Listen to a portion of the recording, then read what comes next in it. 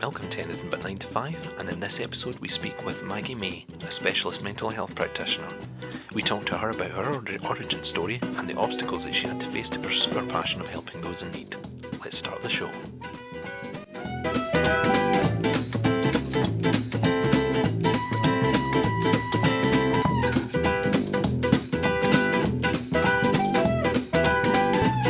Thank you very much for coming on the show. Hi, thanks for having me.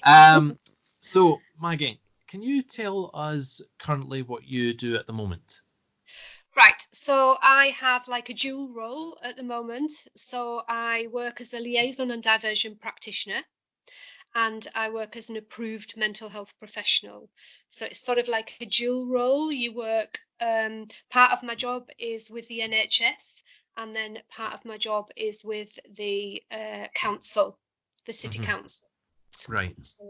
So liaison and diversion is under NHS, and the approved mental health professional side of it, that's with the local council.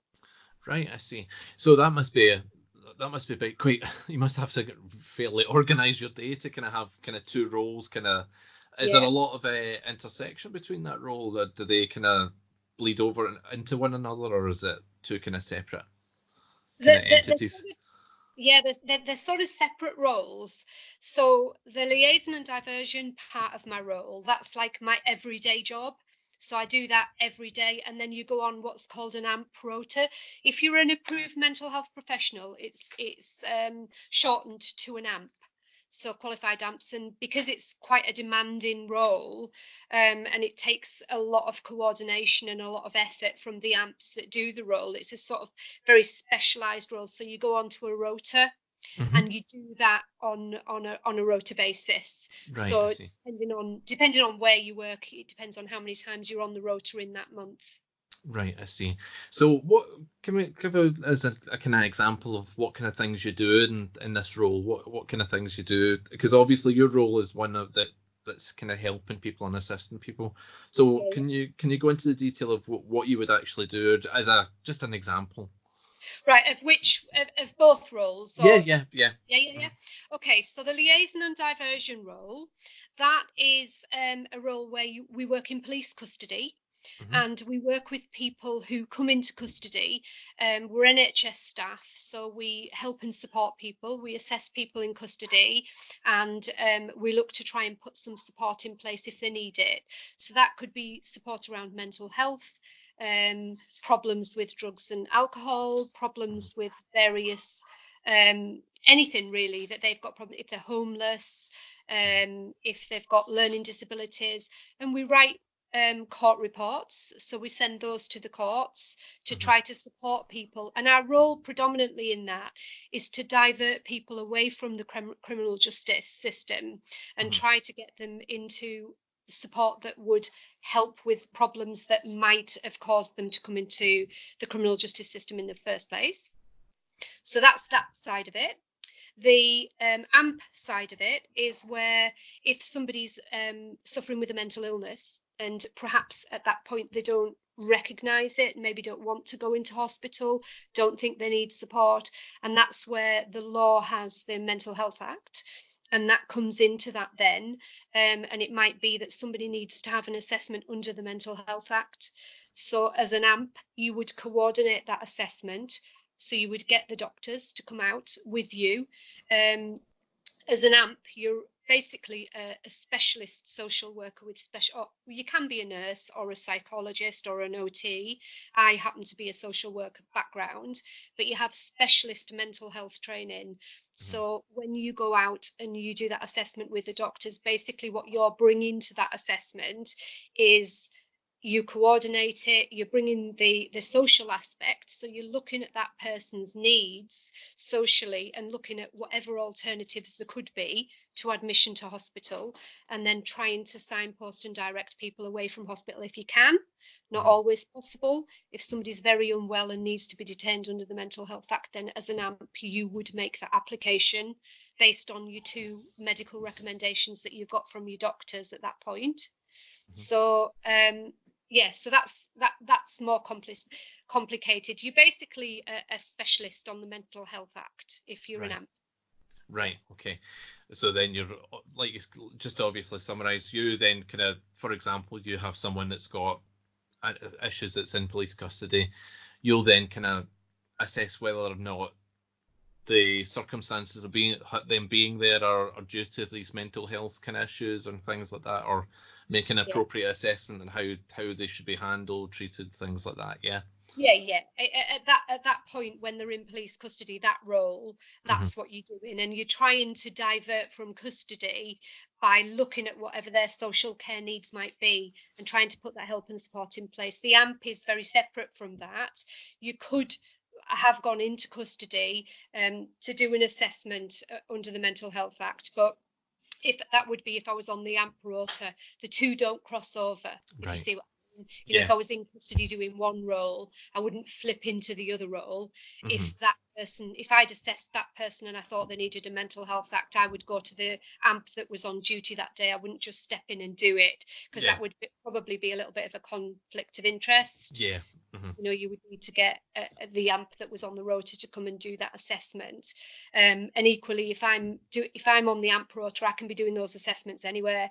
It can be out in the community, it can be in somebody's home, it could be in a nursing home, it could be in a police station, it could be in a hospital, it could be anywhere, just wherever that person is that's mentally unwell at that point that needs that assessment.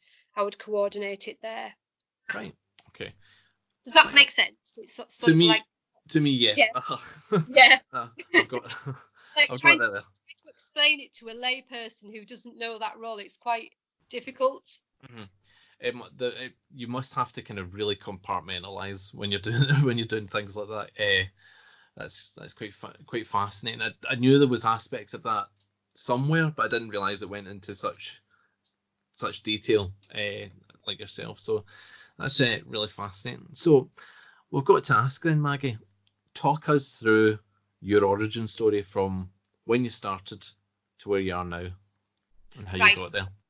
Okay, so do you want me to go right back to when I was little and like that story of Okay. Because I think that'll kind of, for obviously knowing a wee bit about it, I think that's kind of really good framing for obviously you as a person. So yeah, definitely. Yeah. Okay, so obviously when I was a child, I didn't have aspirations to do the job that I do. I had aspirations to develop and to get an education, but I struggled so much when I was a child at school. I missed a lot of school when I was very small because I had broken bones quite a lot. I was sort of not a very strong child, but quite clumsy as well. And I was at one point, I think I had both arms in plaster at the same time and things like that. So there was like lots of things that happened. And you know, I don't come from a rich background. I come from a very working class background with parents who worked and worked hard at jobs that were quite taxing. There was never a lot of money around when we were kids. And there wasn't a lot of time because obviously my parents worked. They knew I struggled when I was at school and they tried to sort of do things about that, but it sort of just went on and on. And when I was very small, my sisters had to teach me to learn to tell the time, and it was sort of like this chore that they had to do when they came in from school. It's like someone's got to teach Mags the clock for half an hour, and it was like, oh no, God, not me, please. Like they hated doing it. It was like they absolutely hated it, but they had to do it, and I never learned it. I don't know how long it took me to learn the numbers of the clock and how to do the clock, and this sort of like went on right through my childhood really. And then there was like other adverse events that happened in my childhood, like parents separated when I was 11 and things like that. Lots of things that sort of distract family away from the child that's struggling at school, and it sort of got ignored a little bit. Not ignored, you know, completely, but they were aware that it was happening, but sort of dealing with their own issues, I guess, point. And then I went to secondary school, and I'd got to secondary school and I couldn't read. And while I was at secondary school, there was a teacher there called Mr. Taylor. I'll never forget him. who actually pulled me out of a class because I'd started to get really rebellious at that age, messing about in class and just being just, trying to distract, I suppose, from the learning needs that I had. And this teacher took me to one side and said, I can see that you're struggling. Do you want me to help you? Can you, I can only help you if you can tell me the truth, basically, and start at the beginning. Can you actually read? And I was like 12 or 13 at that point, and I couldn't read anything beyond a very basic child's baby book. And I just thought at that point, if I don't tell him the truth, I'm never going to get anywhere. So I just told him and just said, no, I can't. And he was like, do you want me to help you now? I was like, yeah, I really, really do. I really want some help. So he then sort of took me under his wing. And at that point, my dad had moved out and was living in his own property away in the town where he lived. And this teacher was married with a little girl. And at that point, I mean, I'm 54 years old, so we're going back quite a long way, and probably standards and how things were done then were very different to how they're done now. But this teacher actually swapped babysitting for reading lessons. And I would babysit for him and his wife while they went out on a Saturday night. And I would go around after school 2 or 3 times a week, and he would literally sit and teach me to read. And in that year, I tried really, really hard, and I learned to read. By the time that year had finished and I'd moved up a year, I was actually at a stage where I felt like I could actually pick up a newspaper and read it. So I'd moved on quite a lot from where I was. And that really helped me. However, I still left school without any exams. The exams that I got were in PE, art, needlework. And I would say I only got needlework because my mum's a dressmaker and was able to show me how to use a sewing machine and how to pin a pattern on and things. So it was the only reason that I really got that subject. The others were in PE and art. So and I know I always hear a lot of people talk about how they pursue their art side of their sort of inspiration for wanting to leave the 9-to-5 job and move into something that they enjoy more. Is quite often that they've pursued that. They've done the 9-to-5, haven't they? And then they go off to do this lovely arty thing that they do. And for me, it was the other way around. I could do things like that. But what I really wanted to do was go to university and learn, and and I knew I could take in what was being said to me. I just couldn't get it down on the paper. I couldn't do the exams and the written work that I needed to do. So I left school with no exams or very little, and started then on to get jobs and things, and eventually got this job in a hospital as an auxiliary nurse. And at that point, I think it far exceeded what was expected of me. My mum knew, and she always knew that I could do it. I think my dad did as well. They knew that I knew what was being said to me, that I struggled with this reading and writing, and they never knew why. I got to do this auxiliary nursing job. And I loved it. It was great working with it. It was doing the job that I'd always wanted to do. It was caring for people. And, that I knew that was the career that I wanted, but I wanted to be qualified. And at that point, I thought I wanted to be a qualified nurse. And obviously working in that hospital environment, thought a nursing career would be where I wanted to be. And I did that for a while, and then eventually got to a stage where I wasn't happy with that, and I thought I need to move onwards and do something more. And one day I just decided I must be able to do this. I'm older now. I'd had one child at least at that point. When I got to that point, I think I'd had my second one actually. Yeah, I had my second one at that point, because then I went into a college. And I literally walked through the door of the college and said, what can you offer me? What could I do? I need to do more than I'm doing. What could I do? And they said, well, you could try an access course. And I said, well, I've got these learning needs. And I just I'd heard that sort of help was going around at that point for people. I'd gone there and I'd hoped that they would offer me something, a way of how I could progress. And the first thing they said to me was, "Have you got dyslexia?" And I was like, "I don't know. I've struggled all the way through school, not got exams. And I know that I understand stuff. I know what's being said to me. I just really struggle to get things on paper and write things down and in an understandable, legible way that would pass an exam."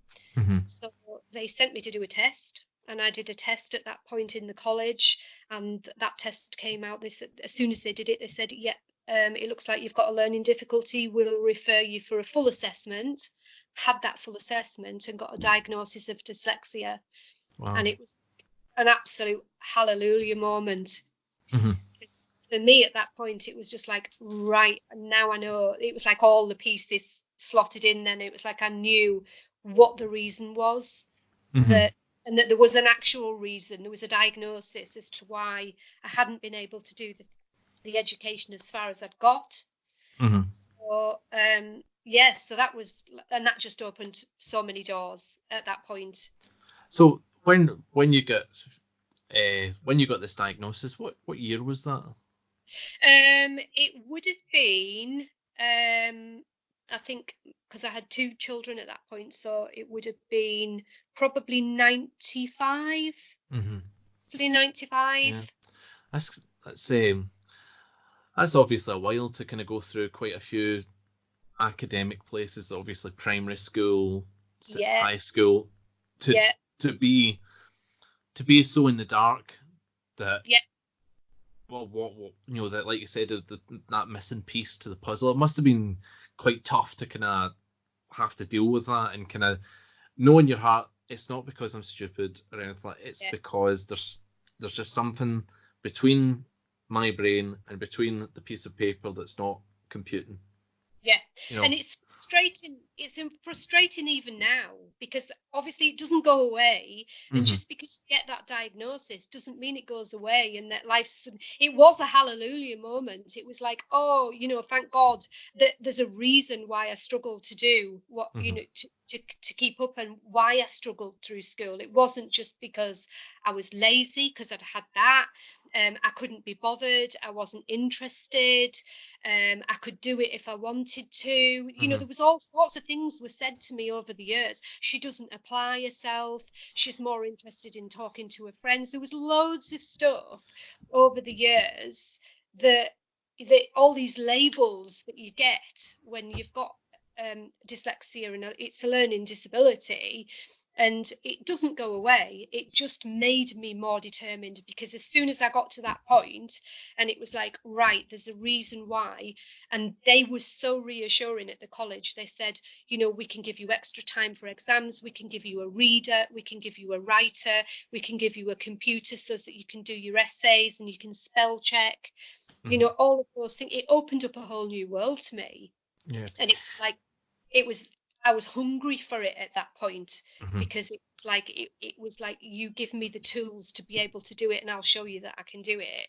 And I did. And I went in and did the access course, and from the access course onto university. And I think my family and everybody who knew me were just like looking at me with their mouths open when I was like, right, I've done the access course, I'm going to university now. It was like, yeah, whatever. And then it was like, right, I start university next week. Can you have the kids? Because I'm going to university next week. At that point, my partner, who was the father of the children, we literally spat his tea out when I said I was going to university, just in disbelief. He literally had a mouthful of tea, and he spit the tea out because he spat the tea out because he was just couldn't believe that I was going to, and was just like, is she making this up? It's just like, I think just surprised everybody that knew me, all my family, because they knew how much I'd struggled, and they were supportive. Don't get me wrong, they were supportive of it, but they were like, is she really doing this? Is she setting herself up to fail? What's going on? How has she managed this? To have, obviously I can't even imagine what it's like having dyslexia. I've had it. I've read about dyslexia. I know the kind of the way the brain interprets text, and it comes out in a certain way. I don't. When you actually break it down, that is quite difficult because it's a means of communication, the written word, that is scrambled when your brain interprets it and processes it. So there must be a certain level of satisfaction though once you've kind of got the tools. You have now got the technology, you've got the diagnosis, you've got the the trained coping kind of mechanisms and strategies to be able to kind of read the words. Can you talk about one of the kind of strategies that you were taught, just without the technology? Was there, when you look at text, do you kind of look at the one word, or how do you read a sentence? Well, for me, when I look at a sentence, whatever my brain makes that or my eyes, however it computes into my brain as how it is, it's always a scrambled word. So if it sounds like another word, or if it's similar to another word, my brain will make it a different word. Right. So I can misread the sentences that I read. So I have to, generally what I do, and when I actually, the teacher that taught me to read taught me just to break the words down and put my hand over the first part of the word, and then put my hand over the second part of the word, and then look at it together. And that then helped me to like see the letters. I'm not looking at more than 3 or 4 letters in that word. But you can't read obviously books and passages continually doing that.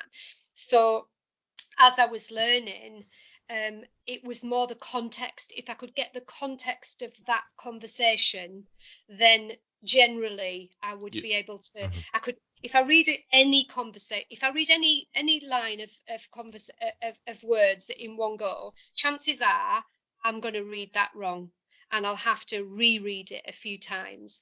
So I have now dragon. You heard, when I was talking to you before, you understand about dragon. Yeah, because dragon dictate. Yeah. So I have that on my computer now, and if I highlight what I need to read, and then I listen to it back, and I tend to use those things because they're easy, and I can do it without that tool, but I choose not to, because one, I want to get what's being said to me correct and make sure that I've heard it right.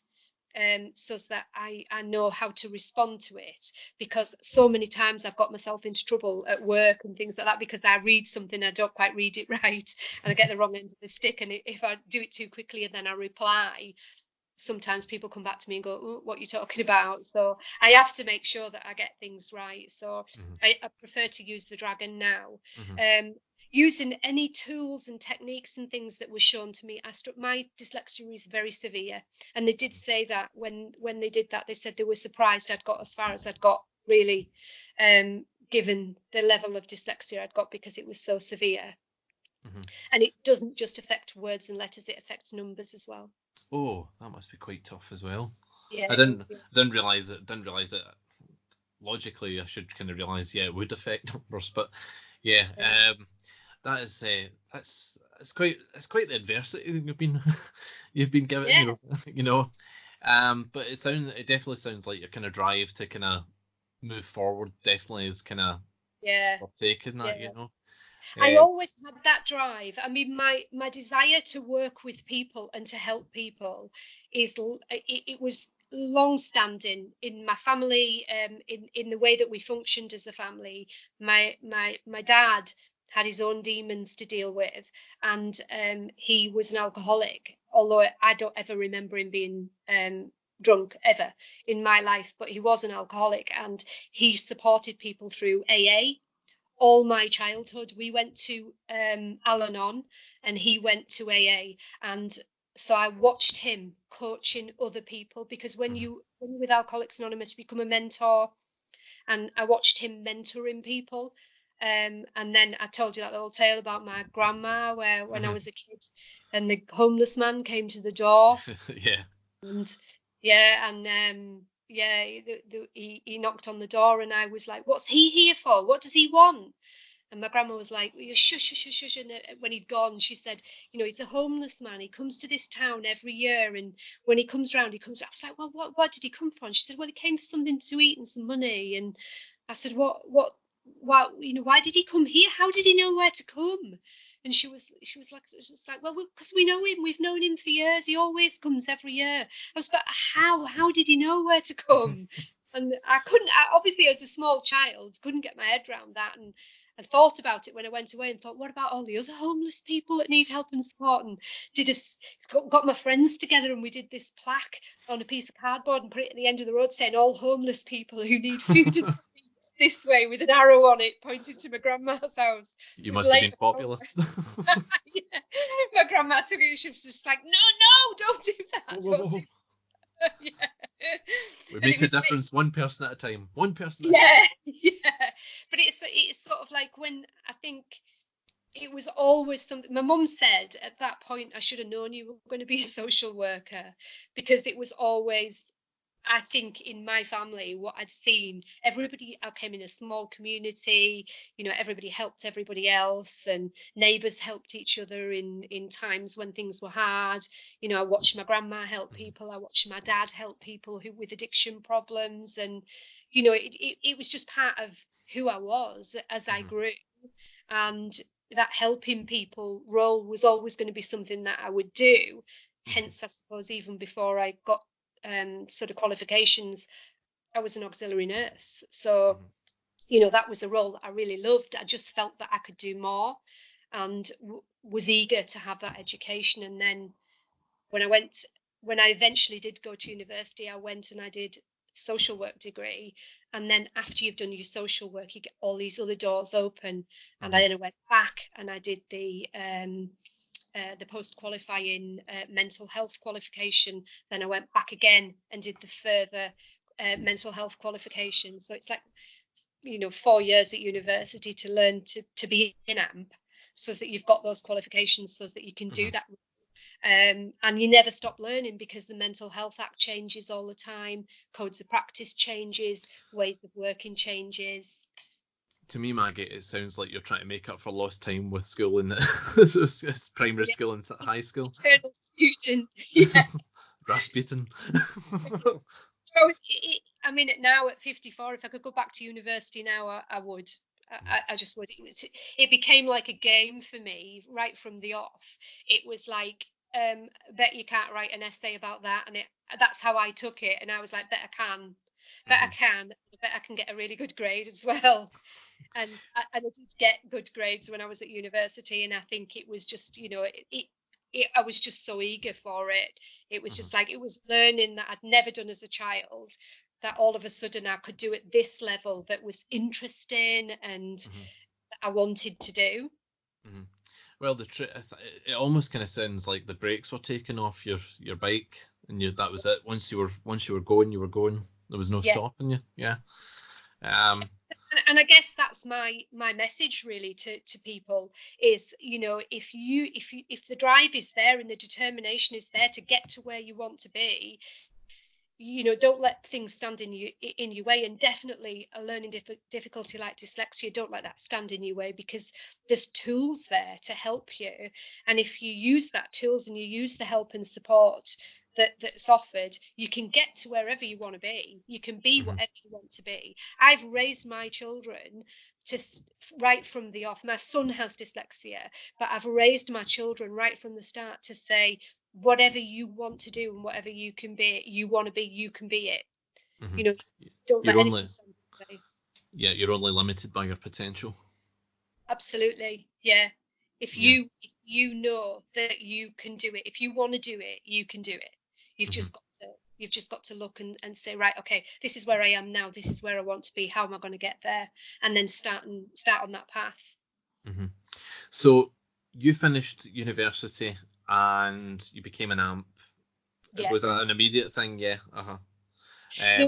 No, because you need 2 years post qualifying experience as a social worker before you can then start going on to do other things. But from qualifying as a social worker, I went straight into mental health. So I did 2 years mental health. Then I did I did the post-qualifying qualification in mental health, and then I went back and then I did the AMP training. So you sort of do it bit by bit, because you do need, once you've qualified as a social worker, you do need to get whatever your area of speciality is. You need to get some experience under your belt before you can go on. So did you know immediately then, going through the curriculum, that's what I want to do, is go and do the AMP thing, or was it something that you grew into? Yeah, so I sort of grew into it. I lost a very close friend to suicide when I just started doing my social work training, and that then it sort of triggered that interest in mental health. I guess it was always there, but that incident really fine-tuned it then, that I knew that was a direction that I wanted to go in. But when I was at university, I did my placements in substance misuse and mental health, and the substance misuse, working with alcohol and drug problems, that was always an interest to me, obviously because of my dad and the experience that I'd had with him. And I did a placement in drug and alcohol rehabilitation, and then I did a placement in mental health. So the two combined then became a really strong interest at that point. And then, like I say, I lost a very close friend to suicide, and that sort of fine-tuned things then. I thought, actually, how could that have been avoided? What could have been done differently at that point? So that I think sort of pushed me more in the direction of mental health.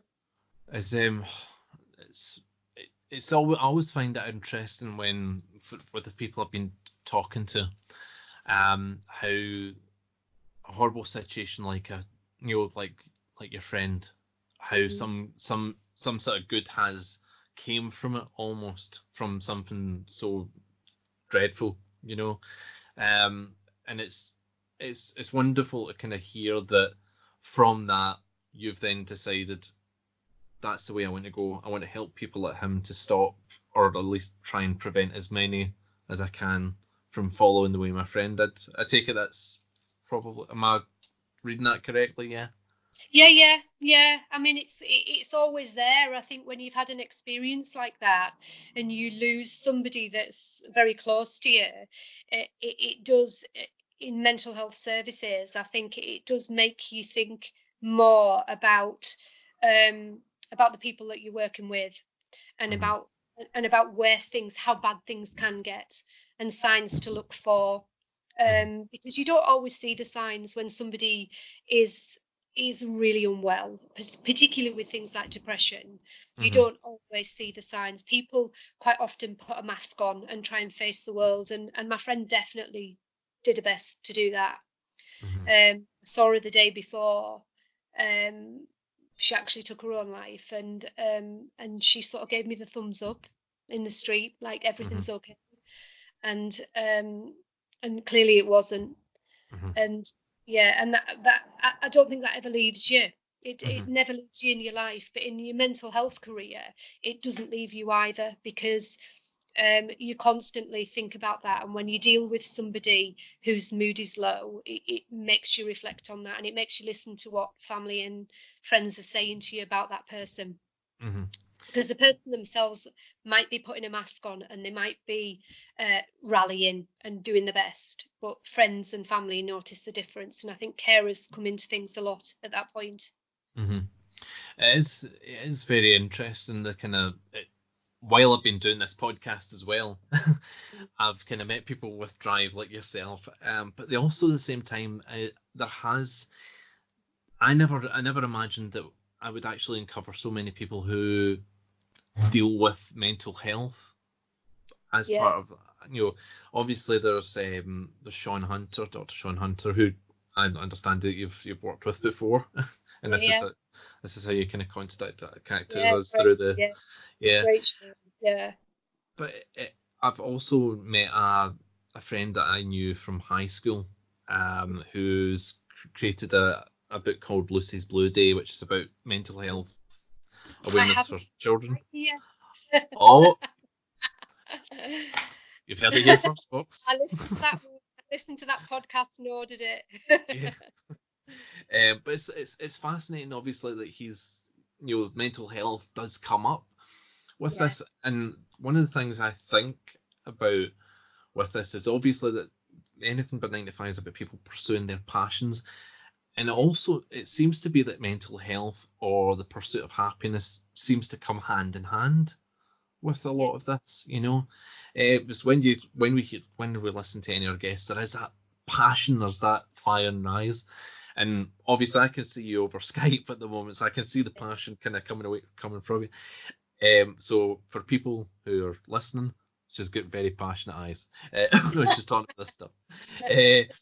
But so it is very interesting how these things are kind of tying together. I never thought that possible. And obviously, you've turned your passion for helping others into positive benefit for yourself individually as well. Sorry. I can quite honestly say I go to work, and if you do a job where you go to work and you come away from that job and you feel good about your day and you feel like you've made a difference, whether I'm out on AMP duty, whether I'm in my liaison and diversion job, it's a satisfying job. Because you get that opportunity. It's such a privileged place to be when you're working with people who have got issues and they put their trust in you to actually help them and help them progress and make changes that they need to make. You come home and you do feel like you've done a good job. You feel satisfied with your day. I would hate to go and do a job that was just a 9 to 5 that I just felt was drudgery. You don't feel like that because you feel like you've made a difference and you've helped somebody in all these little steps that people make and all these.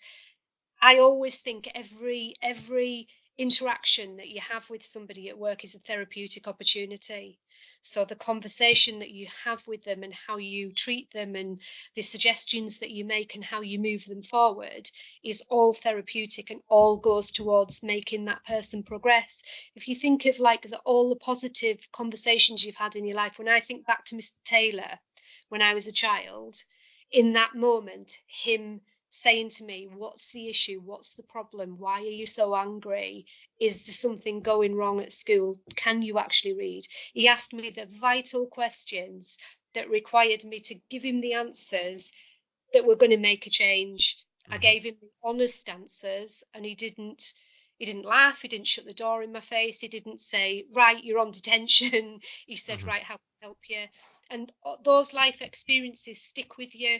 And they're the things that I think as a practitioner you bring to your job, so that every conversation that you have with somebody can be potentially life-changing for that person and can move them just that little bit forward and maybe make a difference. Brilliant. And that, for me, feels like a really good, satisfying job. Feels like you're doing a job that's worth something. And what better place can you be? Yeah, definitely. That's fantastic to hear. So obviously you've had your experience with dyslexia and things like that as well.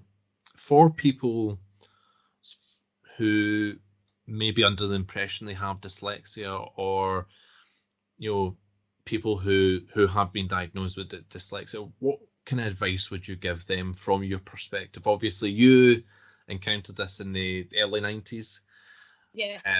We're in 2019 now, so hopefully there's been a lot of kind of development for that. But from your own personal experience, what advice would you give to someone who has the drive, but obviously thinks that the dyslexia will hold them back? Obviously when I was young, at 54, going back, it was not even, I'd never even heard of dyslexia when I was at school. I don't think it was even a thing. It obviously was a thing, people were suffering, but it wasn't a thing that was very talked about or very recognised. It came later.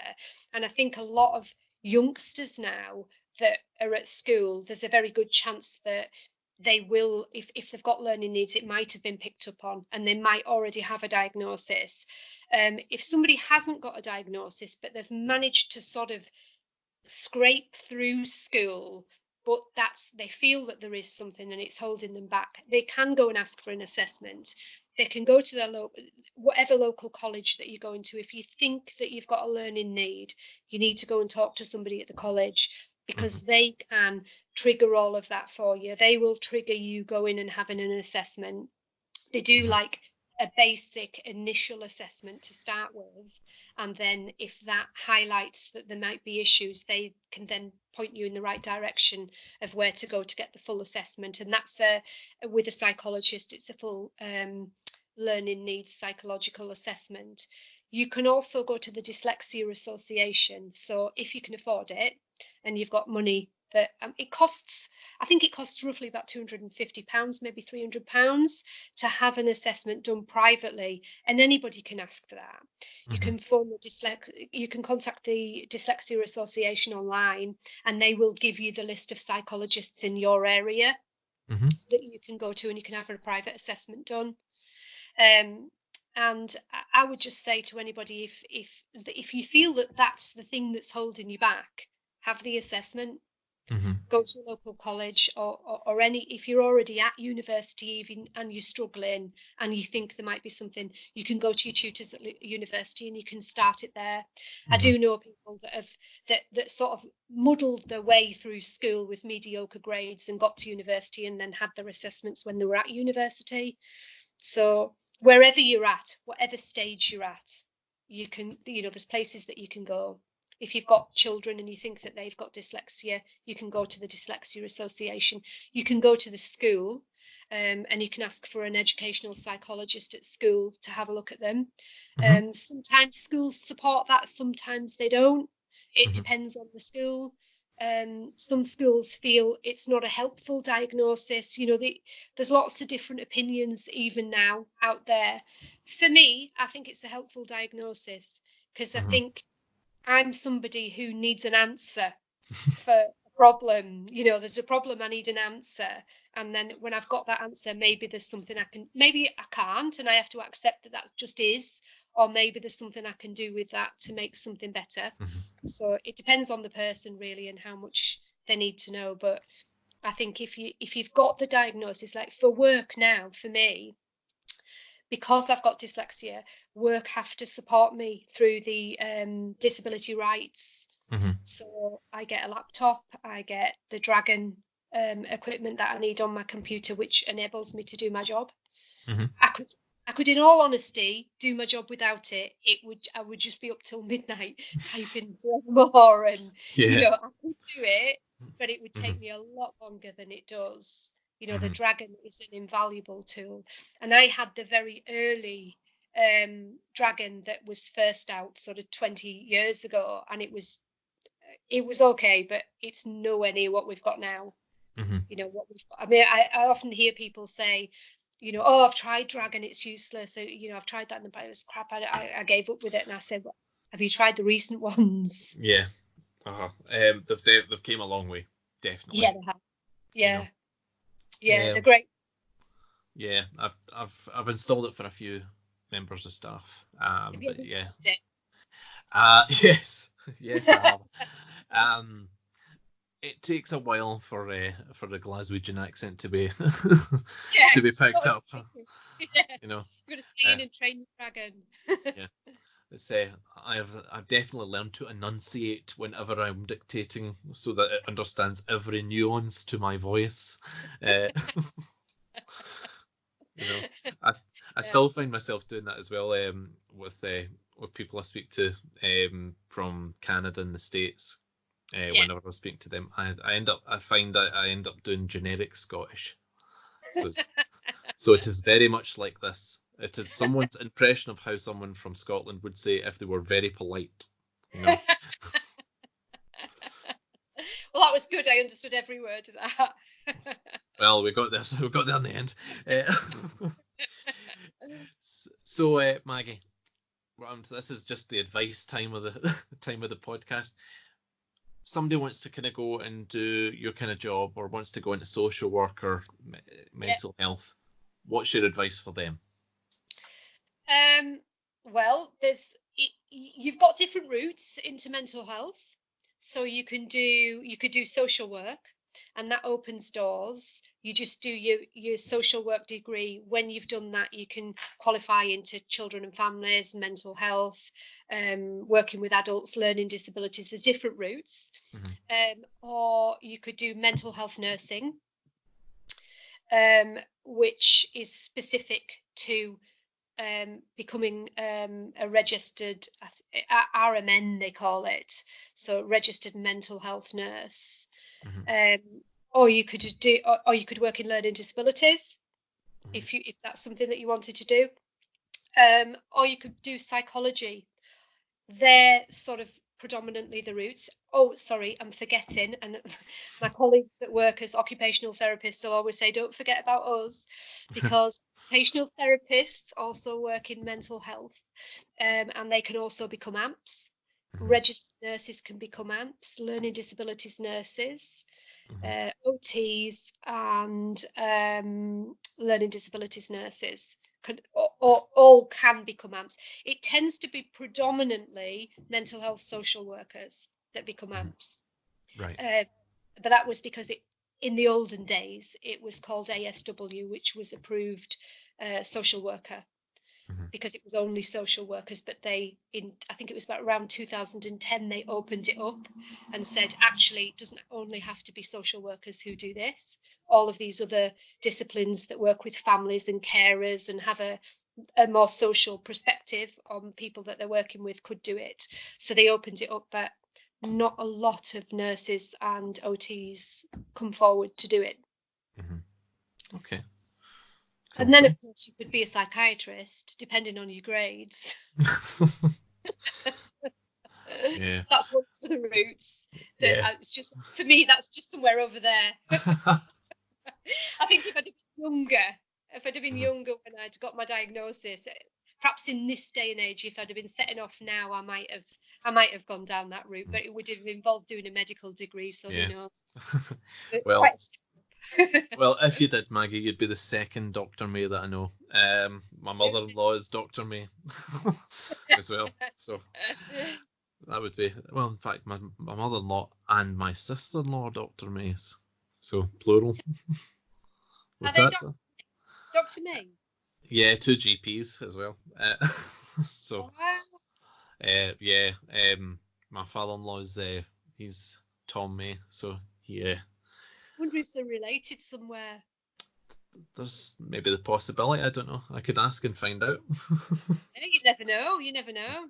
But I think they come from Lanark and then from Ireland. So. Well, my family originate from Ireland on my dad's side. Yeah. I believe my mum's side somewhere as well, but on my dad's side they originate from Ireland. And I'm just about to do that ancestry DNA. So hey, you never know. Well, if you see me popping up anywhere as Marion, you know why. But listen, Maggie, this has been an absolute pleasure. Thank you very much for your time, taking the time out of your day to kind of talk to us about what you do. And I think it's been very enlightening, especially all the kind of wee bits and pieces as to what you do. And also it's also a great story for people who won't let their disabilities hold them back. Absolutely. And that's the message really, is just, keep going forward, look for the help, whatever the disability is. But for me, I would say don't let dyslexia hold you back. No reason. You took ownership of your life and you've cruised forward, and that's one of the messages we want to get across. Absolutely. Definitely. So that's great. Well, Maggie, thank you very much for your time. Take care. Thanks very much for having me. It's been great. Thank you. Bye. Take care.